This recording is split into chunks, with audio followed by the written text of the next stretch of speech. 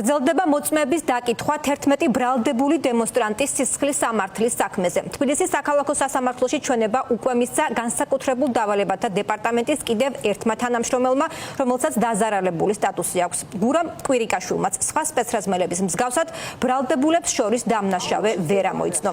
ამ წუთებში სხდომაზე კიდევ ერთი მოწმე ილია ქავთარაძე იკითხება, რომელიც საგანგებო სიტუაციების მართვის სამსახურის თანამშრომელია.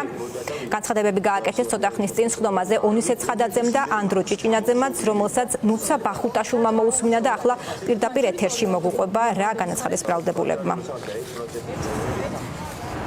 Დიახ, ეს წუთი არის 11 პირის სისხლის სამართლის საქმის განხილვა დასრულდა. დღევანდელ სხდომაზე ორი მოწმე გამოიკითხა. ეს ერთი იყო გედედეს თანამშრომელი, ხოლო მეორე იყო განსაკუთრებულ დავალებათა მართვის დეპარტამენტის თანამშრომელი. ორივე მათგან საქმეში დაზარალებული სტატუსი აქვთ. მანამ სანამ მოგიყვებით მოწმეთა ჩვენებების შესახებ უფრო მეც განცხადების უფლებით ისარგებლა ორმა ბრალდებულმა, ონისე ცხადაძემ და ანდრო ჭიჭინაძემ, სინდისის პატიმრები ირაკლი კობახიძის, ეგრეთ წოდებული პრემიერ-მინისტრის განცხადებას გამოეხმაურდნენ. ადვოკატების შეფასებით ირაკლი კობახიძემ ამ განცხადებით კიდევ ერთხელ დაარღვია უდანაშაულობის პრეზუმპცია და შესაბამისად გამოიწვია რეაქცია თავად სინდისის პატიმრებშიც. მიმართვებს მოისმენთ მოგვიანებით, ონისე ცხადაძის მიმართვა იყო განსაკუთრებით საინტერესო. მან გაიხსენა ის ფაქტები, რომლის მიხედვითაც ქართული ოცნება რუსეთთან იგივდება, ასევე მის უმაღლეს პირებთან. გაიხსენა გავრილოვის ღამის ჩამოყვანა და ასე შეეცადა, რომ სასამართლოსთვის საკუთარი პოზიცია მიეწოდებინა. მოსამართლე ნინო გალუსტაშვილმა რამდენჯერმე გააწყვეტინა ონისე ცხადაძეს საკუთარი სიტყვა, თუმცა საბოლოოდ ანდრო ჭიჭინაძემაც და ონისე ცხადაძემაც შეძლეს, რომ განცხადების უფლებით ესარგებლა. ჩვენ უკვე ერთ თვეზე მეტია პროცესებს ვეღარ ვიღებთ და მედიისთვის დახურული არის პროცესები, სწორედ ამიტომ თავაზობ ციტატებს სასამართლოს სხდომათა დარბაზიდან. როცა უმაღლესი თანამდებობის პირი სასამართლო განხილვის პარალელურად აკეთებს კომენტარებს, რომელიც შეიცავს უდანაშაულობის პრეზუმპციის დარღვევას და ეს არაერთხელ მოხდა. ის პირდაპირ აძლევს მითითებას მოსამართლეს და სასამართლოს, რომ გამოიტანოს გამომტყუნებელი განაჩენი. საზოგადოებისთვის განმარტავ, თუ ვინმე დაზიანდა, ეს არის ძალიან ცუდი და არავის უხარია. ეს ადამიანები, რომლებიც აქ მოდიან, ამბობენ, რომ არ იციან ვინ დააზიანათ და ჩვენთან პრეტენზიები არ აქვთ. ასევე უმიზეზოდ, უმისამართოდ, პერსონიფიცირების გარეშე არ ხდება დანაშაულის დადგენა. ასევე მინდა აღვნიშნო, ის ადამიანები, რომლებიც პოლიციის ფორმით გოგოებს და ბავშვებს ურტყამდნენ, ისინი სად არიან, რატომ არ არიან დაკავებულები? ეს არის პირდაპირი ზეწოლა სასამართლოზე და ძალიან დიდი იმედი მაქვს ამ მარწუხებს როგორმე გაუმკლავდებით. ირაკლი კობახიძე არის იდიოტი იურისტი, რომელმაც სამართალი არ იცის. 1000 კაციდან 30 დავიჭირე თუ ამას ამბობს პრემიერი. მაშინ საქმე უნდა დადგეს თავდაყირა, ეს ბრალდება არის მოგონილი. ბატონ ვახტანგთან მექნება კითხვა. ჩვენ პრევენციის გამო ვართ დაჭერილი. პოლიტიკოსების განცხადებებზე კომენტარს არ ვაკეთებ. არა მითხარით, თქვენც ხომ არ მიიჩნევთ, რომ პრევენციის მიზნით ვართ დაკავებულები.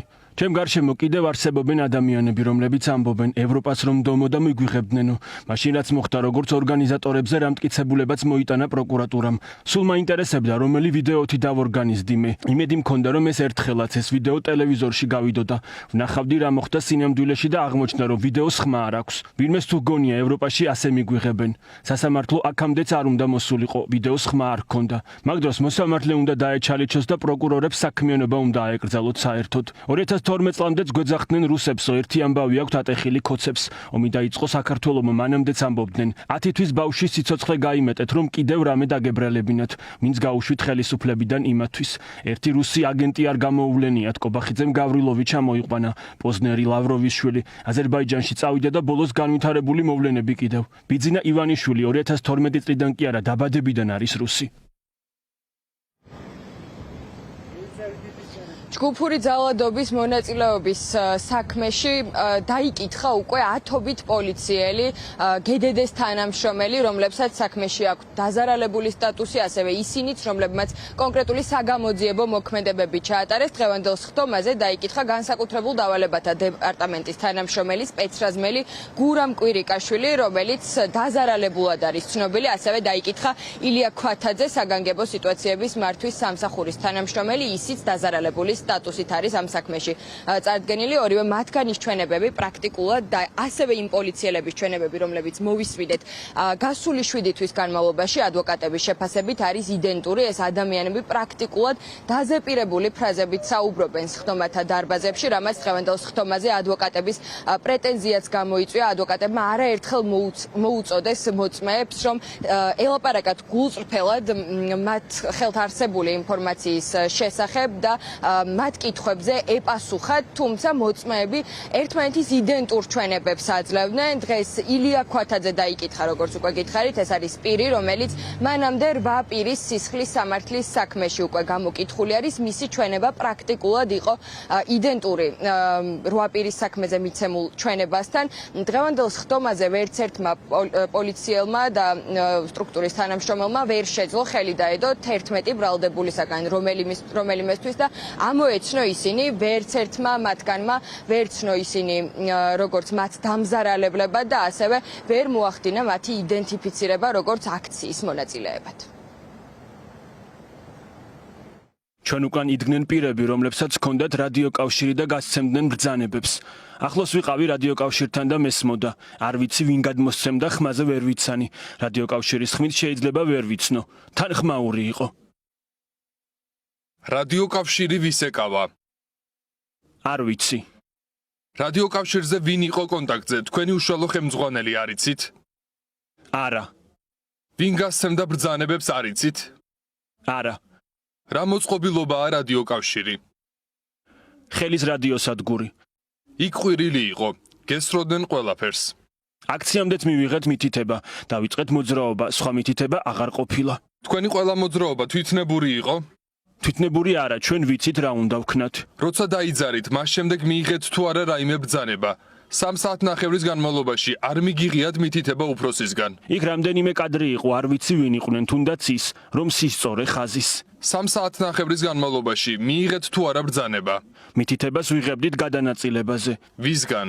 არ ვიცი, ხომ გითხარით, ხმის გამოცნობა არ შემიძლია. შესაბამისად არიცით, ვინც გაძლევდათ მითითებას, იყო თუ არა თქვენი ხელმძღვანელი? ხომ ასეა? სამივე გედედეს თანამშრომელმა არსებითად განსხვავებული ჩვენებები მისცა სასამართლოს ფორმებთან და დარბევებთან დაკავშირებით, ხო? ანუ ეს არის ძალიან მნიშვნელოვანი საერთაშორისო თვალსაზრისით. თუ მოწმეს არ აქვს ამომცდომი ნიშანი, როგორც სპეცრაზმენს, შესაბამისად მისი კრიმინალური ქმედებების დადგენა შეუძლებელი ხდება. ასევე მოწმემ ვერ თქვა, რომელი უფროსისგან იღებდა მითითებებს, მას თითქოს რაციაში ესმოდა, რადიოში ესმოდა, რომ ვიღაცა მითითებებს აძლევდა, მაგრამ არ იცის ვინ აძლევდა მითითებებს. ეს ხდება, ეს არის პირდაპირ ხასიათის დარღვევა. იქ შეიძლება ადგილზე ვიღაცა აძლევდეს მითითებებს, მაგრამ ეს არ იყოს უფროსი. შესაბამისად, როცა ეს ადამიანი ვერ ცნობს საკუთარ უფროსს და ემორჩილება ნებისმიერი ადამიანის ბრძანებას შესაბამისი აქციის დაშლის მიმართულებით, ეს აჩენს გონიურ ურევს, რომ შესაძლებელია მოხდეს ჩარევა და არაუფლებამოსილი პირის მიერ გაკეთდეს მითითება და ბრძანება და განცხადება. დღეისათვის 11 პირის სისხლის სამართლის საქმის განხილვა უკვე დასრულებული არის. სხდომები ორშაბათიდან განახლდება კვლავ ბრალდების მხარის მტკიცებულებების გამოკლევით. 7 თვეა უკვე რაც სასამართლო პროცესები მიმდინარეობს და ამ 7 თვის განმავლობაში ადვოკატების შეფასებით ისინი პოლიციელებისაგან ერთმანეთისგან იდენტურ ჩვენებებს ისმენენ და არსებითად ვერც ერთი პოლიციელი ვერაფერს ადასტურებს. ამ დრომდე არც ერთ მათგანს არ უთქვამს რომელიმე ბრალდებულზე, რომ კონკრეტულად მათი ქმედების შედეგად მიადგათ ზიანი. სასამართლო კი პარალელურად ჩქარობს გადაწყვეტილების გამოცხადებას და გადაწყვეტილების მიღებას. ამის შესახებ უკვე დიდი ხანია საუბრობენ ადვოკატები. ისინი ამბობენ, რომ მოსამართლეებს სურთ გადაწყვეტილებები მანამდე გამოაცხადონ, სანამ 9 თვიანი საპატიმრო ვადა ამოიწურება.